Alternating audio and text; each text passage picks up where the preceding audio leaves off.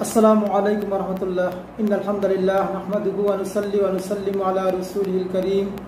আম্মা বা'দ ফাআউযু বিল্লাহি মিনাশ শাইতানির রাজীম। বিসমিল্লাহির রহমানির রহিম।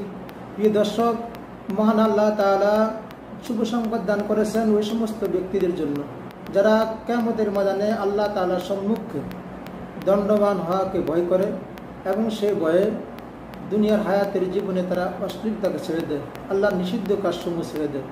এই জন্য আল্লাহ তারা তাদের জন্য শুভ সংবাদ ঘোষণা দিয়েছেন যে একটা কাজ মাত্র যদি করে তাহলে তার জন্য 3টা পুরস্কার। কাজ হলো একটা, পুরস্কার হলো 3টা। যে কোনো একটা অশ্লীল কাজ যদি আল্লাহ তালার ভয়ে কেউ ছেড়ে দেয় তাহলে আল্লাহ তালা তাকে ঘোষণা দিয়েছেন 2টা জান্নাত দিবেন। এবং হাদিস শরীফের মধ্যে রাসূলুল্লাহ সাল্লাল্লাহু আলাইহি সাল্লাম থেকে ঘোষণা এসেছে যে কিয়ামতের ময়দানে আল্লাহ তাআলা বিশেষ 7টা শ্রেণীকে তার ছায়াতল আশ্রয় দান করবেন, যেদিন তার ছায়াতল ছাড়া আর কারো ছায়া থাকবে না। সেই শ্রেণীর মধ্যে একটা শ্রেণীর মধ্যে ওই ব্যক্তি কাল কিয়ামতের ময়দানে আল্লাহ তাআলার ছায়াতল আশ্রয় পাবেন। মহান আল্লাহ তাআলা সূরাতুর রহমানের 46 নং আয়াতে ঘোষণা করেছেন, ওয়ালিমান খাফা মাকাম রাব্বিহি জান্নাতান। যে ব্যক্তি আল্লাহর সম্মুখে দণ্ডমান হওয়াকে ভয় করবে আল্লাহ তাকে 2টা জান্নাত দিবেন। অর্থাৎ কাল কিয়ামতের ময়দানে আল্লাহ তাআলার সামনে হিসাব নিকাশের জন্য আল্লাহ তাআলার সম্মুখে যে দণ্ডমান হতে হবে সেই ভয়ে সে দুনিয়ার জীবনের মধ্যে কোনো অশ্লীল কাজ, আল্লাহ তাআলার নিষিদ্ধ কাজগুলো ছেড়ে দিবে। যেমন মনে করেন, ধরেন কোনো ব্যক্তি রাস্তা দিয়ে যাচ্ছে আর কোনো একটা বেগানা মহিলার দিকে তার চোখ পড়ে গেল, নজর পড়ে গেল, সে তখন তৎক্ষণাৎ সে আল্লাহর কথা স্মরণ করলো যে আমার আল্লাহ দেখতেছেন, আল্লাহর সামনে আমাকে হিসাব দিতে হবে। কারণ আল্লাহ তাআলা বলেছেন, খায়িনাতুল আয়ুনি ওয়া মা তুখফিস সুদূর। তোমরা চোখের কিনারার দ্বারা যে সমস্ত খেয়ানত করো, অর্থাৎ আমরা চোখের কিনারার দ্বারা কি করতেছি না করতেছি সেটা আল্লাহ দেখতেছেন। আমা তুখফিস সুদূর, এবং তোমাদের অন্তরের মধ্যে যা কিছু গোপন রয়েছে এবং এই দেখা মাত্র অন্তরের মধ্যে আমাদের কি জল্পনা কল্পনা আসতেছে সেটা আল্লাহ জানতেছেন। এই ভয়ে যে আমাকে আল্লাহ দেখতেছেন, হিসাব দিতে হবে, সাথে সাথে সে তার চেহারাকে, তার চক্ষুকে ফিরিয়ে নিল। আল্লাহ তাআলা বলেন তাকে আমি 2টা জান্নাত দিই। মুকাতাল রাহমাতুল্লাহ বলেন, একটা হলো জান্নাতুল আদন আর একটা হলো জান্নাতুল নাঈম। জান্নাতুল আদন, যে জান্নাতের মধ্যে জান্নাতবাসীগণ আল্লাহ তাআলা দিদার দ্বারা ধন্য লাভ করবেন। সুবহানাল্লাহ। তাফসীর নুরুল কুরআন 27 নং খণ্ড 165 নং পৃষ্ঠা। না, আর একটা শুভ সংবাদ ওই ব্যক্তির জন্য, তাহলে আল্লাহ তাআলার ছায়াতল আশ্রয় দিবেন। এ ব্যাপারে রাসূলুল্লাহ সাল্লাল্লাহু আলাইহি সাল্লামকে বর্ণিত হাদিস শরীফ রয়েছে সহিহ বুখারীতে।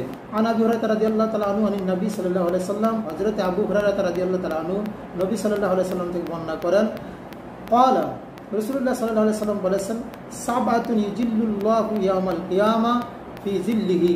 কিয়ামতের ময়দানে আল্লাহ তাআলা তার ছায়াতলে 7 ব্যক্তি, অর্থাৎ 7 শ্রেণীর লোককে আশ্রয় দান করবেন।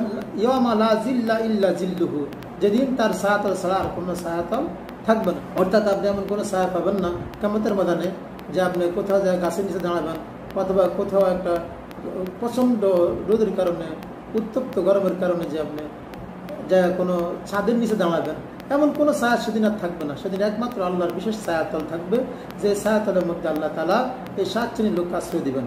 এর মধ্যে এক শ্রেণীর লোক হলো ইমামুন আদিল, যে ন্যায়পরায়ণ ইমাম, যে একজন সৎ বাদশাহ, ন্যায়পরায়ণ বাদশাহ, যে তার রাজত্ব ইনসাফের সাথে চালা আছে, কারোর উপর কোনো জুলুম করেনি, এমন একজন, এমন এই শ্রেণীর ব্যক্তিদেরকে আল্লাহ তাআলা সেখানে আশ্রয় দিবেন। আর এক শ্রেণী হলো ওয়াশাবুন ফানাশা ফি ইবাদাতিল্লাহি, যে যুবক আল্লাহ তাআলার ইবাদতের মধ্যে নিজেকে নিযুক্ত রেখেছেন, বা তার যৌবনকালও যৌবনের তাড়নায় বা দুনিয়ার কোনো লোভ লালসায়, কোনো অহমিকায় সে কোনো খারাপ কাজের দিকে ধাবিত না হয়ে আল্লাহ তাআলার ইবাদতের মধ্যে নিজেকে নিযুক্ত করেছেন, সে ব্যক্তিও সেই ছায়াতলে আশ্রয় পাবে। ওয়া রাজুলুন যাকারাল্লাহা ফি খলাইন, আর ওই ব্যক্তি যে গোপনে আল্লাহ তাআলা জিকির করতেন, আল্লাহকে স্মরণ করতেন, ফাফাজাত আইনাহু, তখন তার চক্ষু দিয়ে অশ্রু প্রবাহিত হতো। সে অর্থাৎ আল্লাহর স্মরণ করে চোখের পানি তার থেকে প্রবাহিত হতো আল্লাহর স্মরণে। আর এক শ্রেণী হলো ওয়া রাজুলুন কলবুহু মুআল্লাকুন ফিল মসজিদ, এমন ব্যক্তি যে যার অন্তর সবসময় মসজিদের দিকে ঝুলন্ত আছে, অর্থাৎ সে একবার ওয়াক্ত নামাজ মসজিদে আদায় করার পরে আবার আর ওয়াক্ত নামাজ আদায় করার জন্য তার মনটা সেদিকে বারবার ঝুলে থাকে, দাবিত হয়ে থাকে। আর এক শ্রেণী হলো ওয়ারজুলানে তাহাব্বা ফিল্লাহি, এবং ওই 2 ব্যক্তি, এই শ্রেণীর মধ্যে হলো ওই 2 ব্যক্তি লোক যে যাদের একজন অপরজনের মধ্যে ভালোবাসার সম্পর্ক স্থাপন করেছে আল্লাহর জন্য, অর্থাৎ আল্লাহ সন্তুষ্টির জন্য তারা একে অপরকে ভালোবেসেছে। আরেক শ্রেণী হলো ইমরাতুন, যে যাকে কোনো মহিলা ডেকেছে, আহ্বান করেছে। কেমন মহিলা? জাতু মানসিবিন, যে সম্ভ্রান্ত পরিবারের মহিলা, বা জামালিন, এবং সুন্দর। একে তো সম্ভ্রান্ত পরিবার, আবার খুব সুন্দরী এমন মহিলা যে কাউকে আহ্বান করেছে ইলা নাফসিহা, তার দিকে, অর্থাৎ খারাপ কাজের জন্য তার দিকে তাকে আহ্বান করেছে।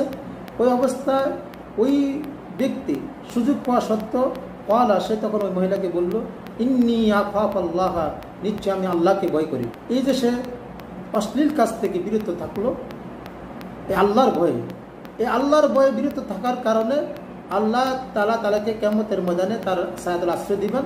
আর এই ভয়টার কারণে আল্লাহ তাআলা আবার বলেছেন, ওয়ালিমান খাফা মাকাম রাব্বিহি জান্নাতান, তাকে 2টা জান্নাত দিবেন।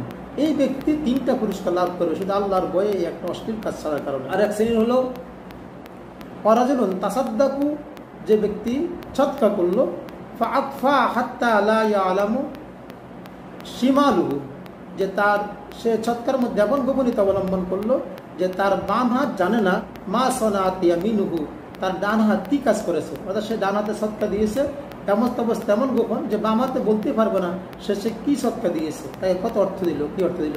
সহিহ বুখারী 2য় খণ্ড 1005 নং পৃষ্ঠায়। প্রিয় দর্শক, আমরা আল্লাহকে ভয় করি। আল্লাহ তাআলা বারবার বলেছেন, ইত্তাকুল্লাহ, আল্লাহকে ভয় করো। শুধু আল্লাহকে ভয় করা এটা আমাদের জন্য খুব জরুরি, এবং আমরা আল্লাহর ভয়ে দুনিয়ার সমস্ত অসৎ কাজ ছেড়ে দেব এবং আল্লাহর আদেশ নিষেধগুলো মেনে চলবো, এটা আমাদের জন্য জরুরি।